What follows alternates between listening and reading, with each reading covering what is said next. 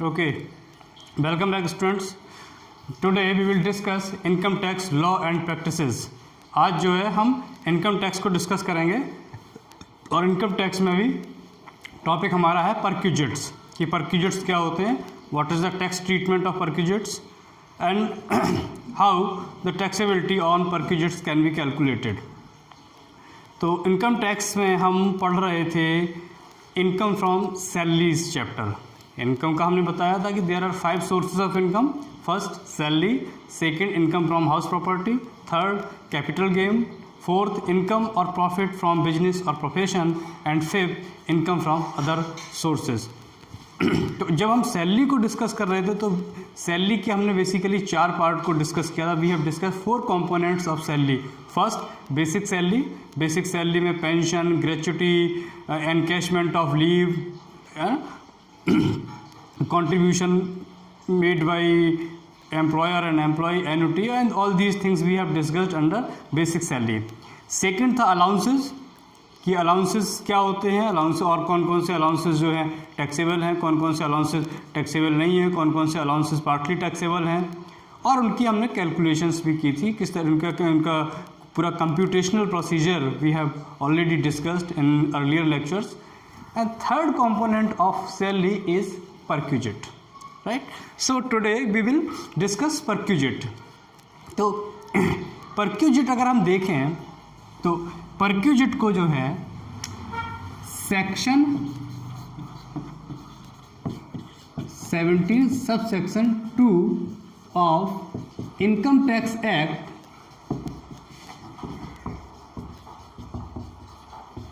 1961 इसमें जो है इसके प्रोविजंस दिए हुए हैं कि परक्यूजिट क्या है, what is perquisite, what is the need of calculating the taxability on perquisites and how many types of perquisites are there.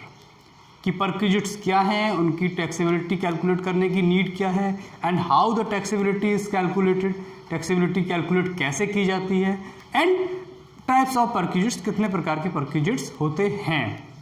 तो अगर हम परक्यूजिट्स की बात करें तो perquisites is a benefit. Perquisites are benefit और perquisites are facilities. Those are, और you can say कि perquisite is any casual emolument that is provided by the employer to the employee to meet out their personal benefits and it is attached to the position and office of an employee. Perquisites are never paid in form of cash. Perquisites are always provided in form of kind or facilities or privilege. कि perquisites जो हैं employ के personal benefit को meet out करने के लिए, personal benefits को satisfy करने के लिए, और in order to satisfy the personal benefits of the employee the perquisites are provided by the employer to the employee. ये परक्यूजिट्स जो हैं एम्प्लॉय को पर्सनल, एम्प्लॉय की जो पर्सनल बेनिफिट्स हैं, whether it is residential benefits, whether it is some security guards और personal domestic servant, conveyance, transportation facility, all these are the perquisites. कि आपने जो है अपने एम्प्लॉय को अकोमोडेट कर दिया, इट इज़ ए परक्यूजिट.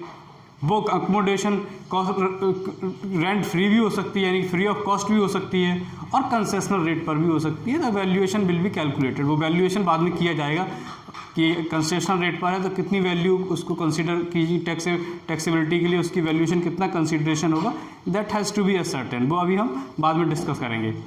तो परक्यूजिट्स जो हैं बेनिफिट्स हैं, परक्यूजिट्स फैसिलिटीज़ हैं जो एक एम्प्लॉयर अपनी एम्प्लॉय को प्रोवाइड करता है, and the magnitude of perquisites and magnitude of the benefits are associated with the position और office of the employ.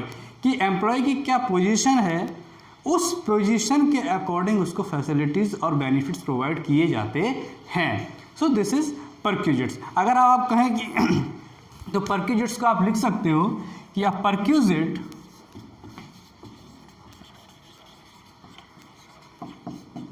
is any casual emolument is a casual emolument or personal benefit or personal benefit attached to an office or position of an employee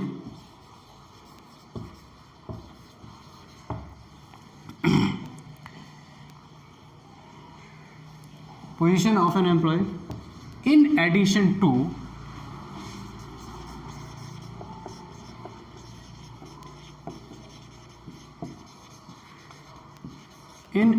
the salary.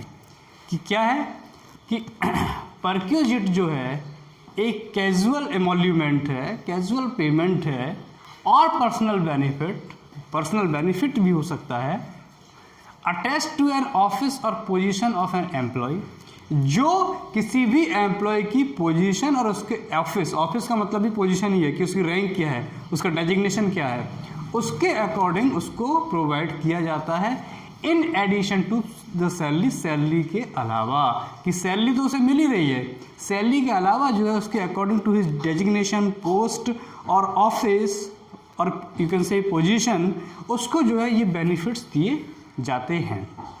ठीक है ना। तो ये तो बात हो गई क्या कि परक्यूजिट होते क्या हैं according to section 17 sub section 2 of income tax act 1961।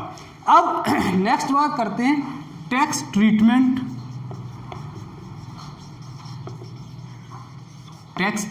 Of perquisites. कि परक्यूजिट्स का टैक्सेबिलिटी कैसे असर्टेन करोगे, उसके लिए कुछ कंडीशंस हैं। There are certain conditions to find out the tax treatment और टैक्स लाइबिलिटी ऑन परक्यूजिट्स। सभी कैजुअल बेनिफिट्स को, सभी पर्सनल बेनिफिट्स को आप जो है परक्यूजिट नहीं कह सकते हो। उसके लिए किसी भी कैजुअल पेमेंट को, किसी भी कैजुअल एमोल्यूमेंट को, किसी भी बेनिफिट या फैसिलिटी को परक्यूजिट की कैटेगरी में क्लासीफाई करने के लिए there are certain conditions. Those conditions have to be satisfied, those condition have to be fulfilled with regard to the consideration of perquisite. Perquisite को कंसीडर करने के लिए कुछ वहाँ पर कंडीशंस हैं। जैसे फर्स्ट कंडीशन क्या है? फर्स्ट कंडीशन है perquisite to be granted by the employer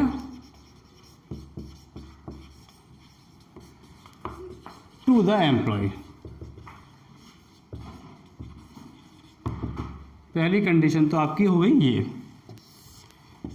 and it is an important condition कि क्या है कि perquisite to be granted by the employer to the employee. Perquisite to be granted by the employer to the employee कि there must be a relationship between the benefit giver and the benefit receiver. जैसे जब हमने salary को discuss किया था earlier lecture में, तो किसी भी पेमेंट को सैलरी कंसीडर करने के लिए क्या होना चाहिए? There is a relationship of an employer and employee, or there must be a relationship between a master or servant. Only then the payment will be made by the master to the servant will be considered as a salary. Similarly, perquisite to be granted by the employer to the employee कि किसी भी benefit को, personal benefit के लिए कोई payment किया जाता है या कोई फैसिलिटी प्रोवाइड की जाती है, तो वो पर्सनल बेनिफिट किसके द्वारा दिया जाना चाहिए? एम्प्लॉयर के द्वारा। कि जब कोई एम्प्लॉयर अपने एम्प्लॉय को कोई बेनिफिट या कोई कैजुअल पेमेंट करता है या कोई फैसिलिटी प्रोवाइड करता है, तो ऐसे बेनिफिट को आप परक्यूजिट कहोगे। अगर कोई और व्यक्ति किसी को परक्यूजिट कोई बेनिफिट दे रहा है अदर देन एम्प्लॉयर, तो उसको परक्यूजिट नहीं मानोगे। और ये एम्प्लॉयर जो है, एम्प्लॉयर में भी करंट एम्प्लॉयर में भी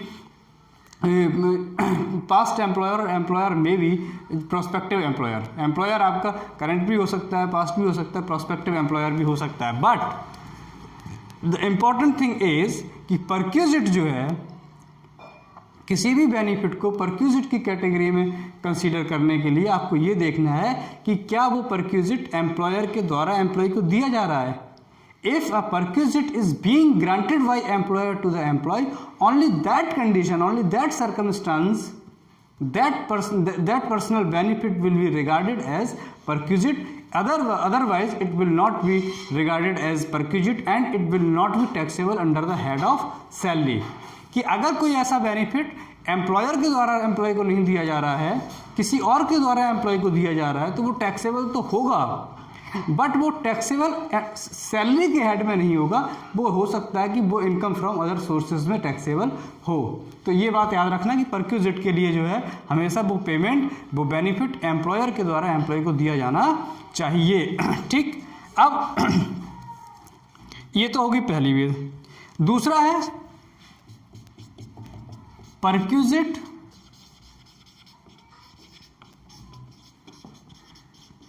have a legal origin.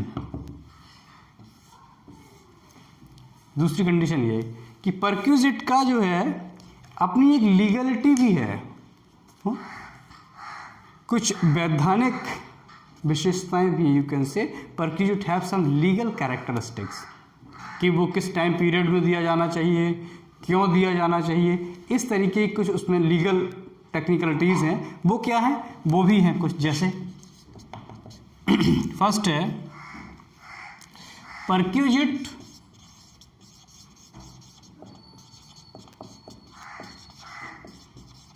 Should be given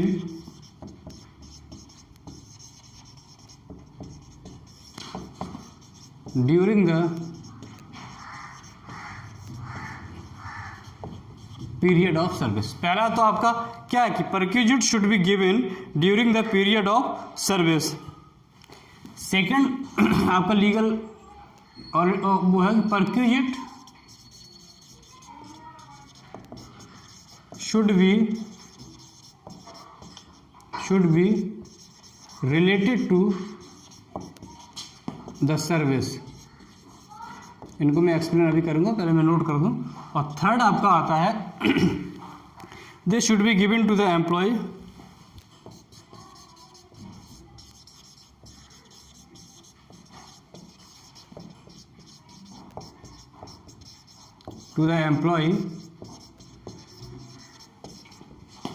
for their personal benefits.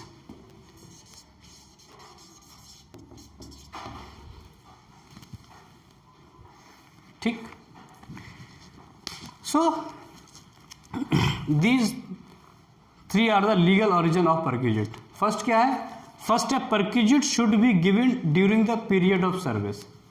perquisite should be given during the period of service कि जब आप सर्विस दे रहे हैं, you are doing a job, you are doing a service, and during that period if you are given some personal benefits, you are accommodated some personal benefits or facilities, तो उसको फिर perquisite माना जाएगा. That will be come under the category of perquisite कि perquisite should be given during the period of service. Second है perquisite should be related to the service कि perquisite आपको क्यों मिल रहा है, because you are providing some service. So perquisite should signify that service which you are providing to the employer, and employer is providing you some personal benefits because you are providing him that service. कि अगर आप उसको वो service provide नहीं करोगे, if you will not provide that service you will not be given any benefit. कि अगर आप उसको वो सर्विस प्रोवाइड नहीं करोगे तो आपको कोई बेनिफिट नहीं दिया जाएगा. सो perquisite should always signify that service and always provided in relation to the service that you are providing to the employer. And so it depends on the service that you are providing to the employer. कि अगर आप if there is no service there is no personal benefit. कि अगर आप कोई service नहीं दोगे तो आपको कोई पर्सनल बेनिफिट भी नहीं दिया जाएगा. You are being provided some benefits because you are rendering the service, you are performing the service for that employer. कि आप उस एम्प्लॉयर को कोई ना कोई सर्विस दे रहे हो. अगर कोई आप सर्विस नहीं दोगे तो आपको कोई बेनिफिट नहीं दिया जाएगा. Second thing. Third, they should be, they means perquisites should be given to the employee for their personal benefits. और परक्यूजिट्स जो है, perquisites are related to the personal benefits, to satisfying the personal need, personal benefits of employee. वो office use के लिए नहीं दिए जाते हैं या वो बिजनेस पर्पजेस के लिए नहीं दिए जाते हैं। Perquisites are paid to meet out the personal benefits of the employee. So these are some legal और टैक्स ट्रीटमेंट प्रोसीजर। सबसे पहले perquisite to be granted by the employer to the employee, perquisite हमेशा employer के द्वारा employee को दिया जाता है। और perquisite have some legal origin, उसमें 3 चीज़ें हैं। Perquisite should be given during the period of service, second perquisite should be related to the service, and third perquisite should be given to meet out the personal benefit of the employee, right. So ये उसके बाद आते हैं अब हम बात करते हैं टाइप्स ऑफ परक्यूजिट्स पर, कि परक्यूजिट्स कितने तरीके के होते हैं। So now we will discuss types of perquisites.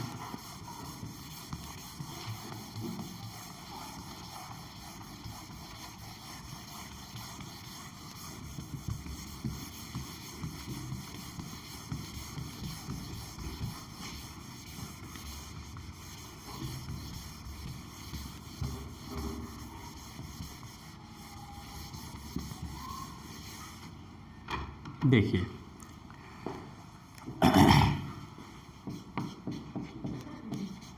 Kinds of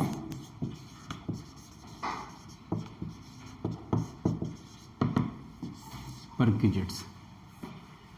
तो अगर हम परक्यूजिट्स, टाइप्स ऑफ परक्यूजिट्स देखें तो likewise allowances perquisites are also of 3 types. पहले फर्स्ट है परक्यूजिट हमारा perquisites which are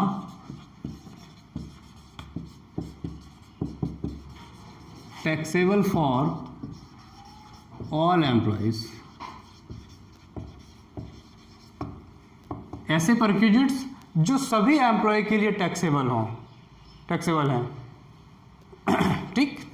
second, perquisites which are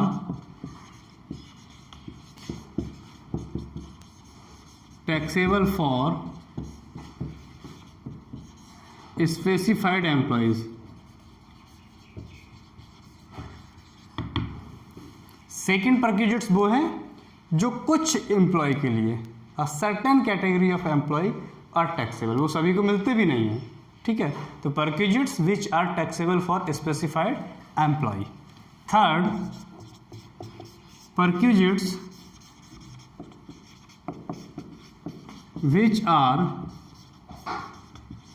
exempted for all employees।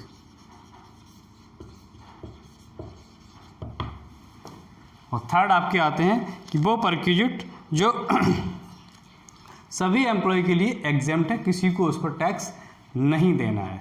तो ये आपके हो गए, there are these 3 types of perquisites. की परक्यूजिट्स, पहले परक्यूजिट्स हो गए perquisites which are taxable for all employees, जिनको सभी एम्प्लॉय को उन पर टैक्स देना है।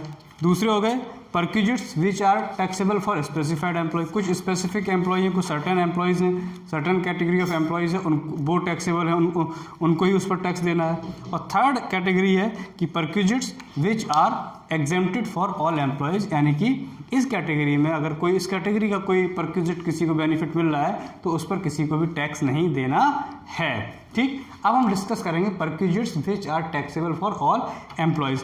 ऐसे कौन कौन से परक्यूजिट्स हैं जो सभी एम्प्लॉय के लिए टैक्सेबल हैं।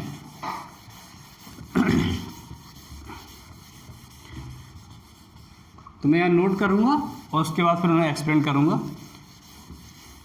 तो देखिए, सबसे पहले आप देखिए कि सबसे पहले आपका आता है perquisites which are taxable for all employees में फर्स्ट आपका आता है रेंट फ्री अकोमोडेशन। अगर आपको कोई रेंट फ्री, आपको रेंट नहीं लग रहा है और कोई आपको अकोमोडेट किया गया, आपको कोई रेजिडेंशियल फैसिलिटी दी गई है, तो वो आपकी जो है टैक्सेबल होगी सभी एम्प्लॉय के लिए। सेकंड है facility of accommodation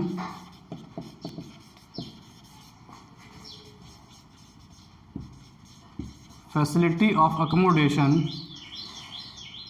provided in hotel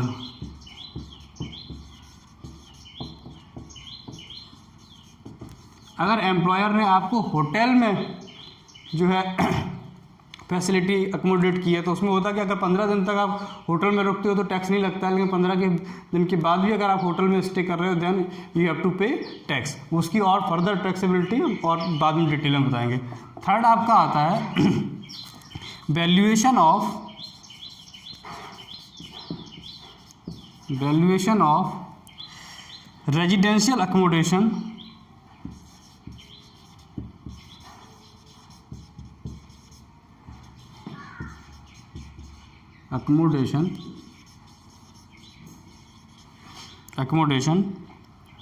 of concessional rate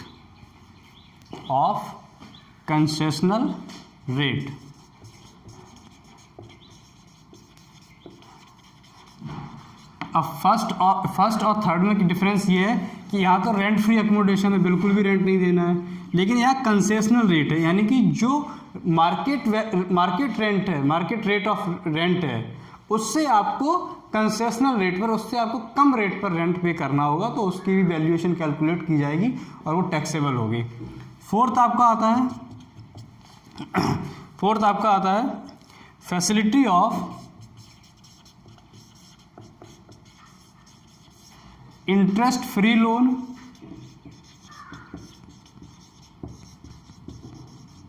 और loan on concessional rate.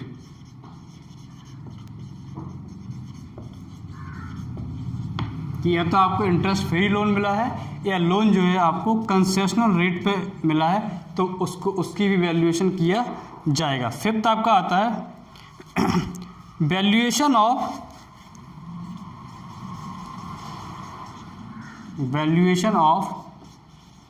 perquisites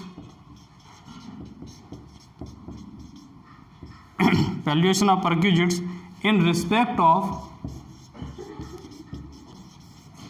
movable property, कोई भी ऐसी प्रॉपर्टी जिसको शिफ्ट किया जा सकता है, movable property.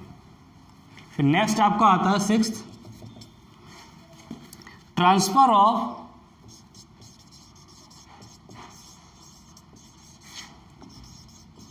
Movable asset to the employee. अगर कोई मूवेबल एसेट एम्प्लॉय को दी गई है, ट्रांसफ़र की गई है, तो उसको वैल्यूएशन किया जाएगा। फिर नेक्स्ट आपका सेवेंथ आता है फैसिलिटी ऑफ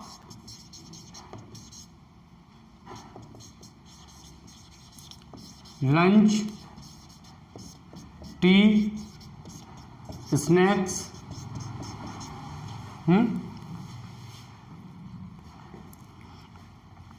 इसमें एग्जेम्पशन भी है, exempt up to ₹50 per day. अगर इसका सिर्फ आपको 50 रुपये मिलता है लंच के लिए, टी के लिए, स्नैक्स के लिए, 50 रुपीज़ तक अगर पर डे मिलता है तो वो एग्जेम्प्ट है। उसकी ज़्यादा अगर मिलेगा तो फिर उसको आपको टैक्स पे करना पड़ेगा, उसकी टैक्सेबिलिटी कैलकुलेट की जाएगी कि कितना अमाउंट टैक्सेबल है। नेक्स्ट आपका आता है gift voucher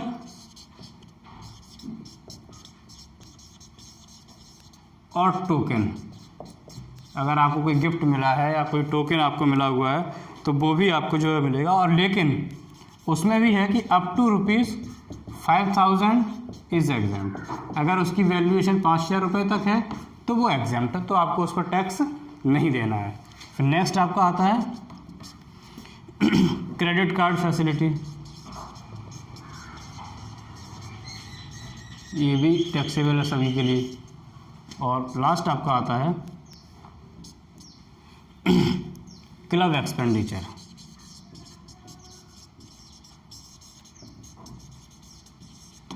So these are the perquisites which are taxable for all the employees irrespective of government employee, non-government employee and the position of employee। कि ये उसका कंसर्न नहीं है कि वो एम्प्लॉय कौन सा है। अगर इनमें से कोई भी परक्यूजिट या कोई भी बेनिफिट उसे मिल रहा है तो ऐसा बेनिफिट जो है सभी एम्प्लॉय के लिए टैक्सेबल होगा। सबसे पहले आपका आ जाता पर रेंट फ्री एकोमोडेशन है, facility of accommodation provided in hotel. 15 दिन तक अगर होटल में रहता है तो वो टैक्स तो एग्जेम्प्ट है। 15 दिन के बाद अगर वो फिर भी होटल में स्टे करेगा तो फिर उसको टैक्स पे करना पड़ेगा। Valuation of residential accommodation on concessional rate, अगर कंसेशनल रेट पर कोई रेजिडेंशियल एकोमोडेशन दी जा रही है तो उस पर उसकी वैल्यूएशन कैलकुलेट करनी पड़ेगी और फिर देखना पड़ेगा कि कितने अमाउंट पर टैक्स पे करना है, facility of interest free loan ये। सो इन सब पर अब इनका हम एक एक करके डिस्कस करेंगे कि किसके अमाउंट पर कितना टैक्स लगता है, किस केस में कितना टैक्स लगता है। तो आज के लिए इतना काफ़ी है। अब कल जो है हम डिस्कस करेंगे और दो टाइप्स ऑफ परक्यूजिट्स अभी बचे हैं। We will discuss tomorrow the rest 2 types of perquisites. These are perquisites, those are taxable for specified employees and exempt perquisites for all. So आज के लिए इतना काफ़ी है, इनको नोट करना and go through the lecture. I hope you will understand the lecture. Thank you very much.